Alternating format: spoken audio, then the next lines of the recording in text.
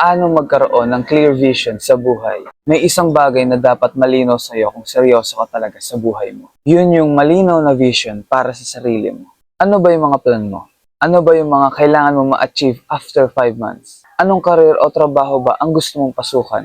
Importante na alam mo kung saan yung patutunguhan mo. Kung ano yung passion mo o sinasabi ng sarili mong gagawin mo, magtiwala ka doon. Minsan naman nagbabago yung goal natin sa buhay depende sa buhay at sitwasyon na meron ka ngayon. Hindi porket na naliligaw ka o nabigo ka ay wala na. Ang totoo ay nasa tamang proseso ka dahil dyan mo marirealize kung ano ba talaga yung gusto mo. Pinagdadaanan mo yan dahil yan ang magbubukas sa isipan mo ng panibagong vision. At doon mas lalo itong lumalalim. Kaya hanggat bata ka pa habang mas maaga, alamin mo yung vision mo. Alamin mo kung ano ba talaga yung purpose mo. Huwag kang matakot mabigo o magkamali. Dahil dyan din nag-uumpisa yung mas makabuluhan na dahilan kung bakit kailangan mo magtagumpay. At yan ang ilang mga paraan para magkaroon ka ng clear vision sa buhay. Ang tanong, meron ka na ba? Again, this is Romeo and follow for more.